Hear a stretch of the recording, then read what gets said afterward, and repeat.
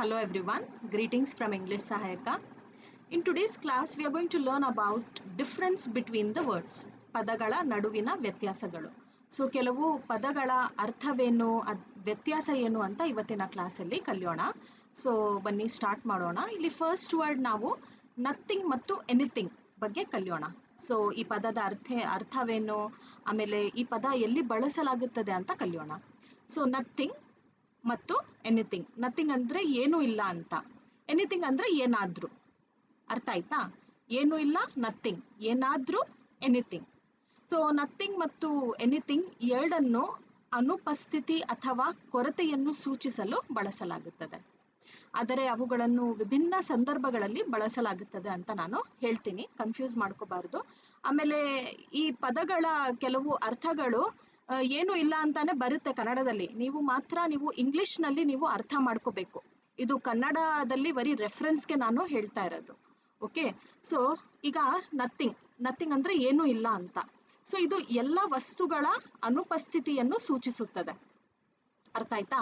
ಈಗ ಉದಾಹರಣೆಗೆ there is nothing in the box ಅಂತ ಹೇಳ್ತೀವಿ. There is nothing in the box, ಪೆಟ್ಟಿಗೆಯಲ್ಲಿ ಏನೂ ಇಲ್ಲ. I have nothing to say, ನನಗೆ ಹೇಳಲು ಏನೂ ಇಲ್ಲ.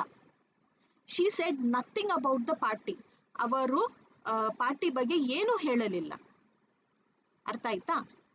ಈಗ ಎನಿಥಿಂಗ್ ಅಂದರೆ ಏನನ್ನಾದರೂ, ಅದು ಏನೇ ಇರಲಿ, ಅದು ಯಾವುದಾದರೂ ಒಂದು ವಿಷಯವನ್ನು ಉಲ್ಲೇಖಿಸುತ್ತದೆ. ಇದನ್ನು ಪ್ರಶ್ನೆಗಳು ಮತ್ತು ಒಂದು ನೆಗೆಟಿವ್ ಸೆಂಟೆನ್ಸ್ ಅಂತ ಹೇಳ್ತೀವಿ ಅಲ್ಲ, ನಕಾರಾತ್ಮಕ ವಾಕ್ಯಗಳಲ್ಲಿ ಬಳಸಲಾಗುತ್ತದೆ. ಉದಾಹರಣೆಗೆ, is there anything I can do to help, ಅಂದರೆ ಸಹಾಯ ಮಾಡಲು ನಾನು ಏನಾದರೂ ಮಾಡಬಹುದೇ? Okay, is there anything I can do to help. Next, I don't have anything to wear, ನನಗೆ ಬಟ್ಟೆ ಅಂದರೆ ಧರಿಸಲು ಏನೂ ಇಲ್ಲ. ಓಕೆ, ಸೊ ಇಲ್ಲಿ ಏನೂ ಇಲ್ಲ ಅಂತ ನಾವು ವಾಕ್ಯದಲ್ಲಿ ಹೇಳ್ತೀವಿ, ನನಗೆ ಧರಿಸಲು ಏನೂ ಇಲ್ಲ ಅಂತ. ಆದರೆ ಇಂಗ್ಲೀಷಲ್ಲಿ I don't have anything to wear ಅಂತ ಹೇಳ್ತೀವಿ. ಅರ್ಥ ಆಯ್ತಾ? You can buy anything you want from the store, ನೀವು ಅಂಗಡಿಯಲ್ಲಿ ಏನು ಬೇಕಾದರೂ ನೀವು ಖರೀದಿಸಬಹುದು ಅಂತ. Okay, you can choose anything you want from the ಮೆನುವಿನಿಂದ ನೀವು ಬೇಕಾದದನ್ನು ನೀವು ತಗೋಬಹುದು ಅಥವಾ ಚೂಸ್ ಮಾಡಬಹುದು, ಆಯ್ಕೆ ಮಾಡಬಹುದು ಅಂತ ಹೇಳ್ಬೋದು. ಅರ್ಥ ಆಯ್ತಾ? ಸೊ ನಥಿಂಗ್ ನಾವು ಎಲ್ಲ ವಸ್ತುಗಳ ಅನುಪಸ್ಥಿತಿಯನ್ನು ಒತ್ತಿ ಹೇಳುತ್ತದೆ ಅಂತ ಹೇಳ್ಬಹುದು.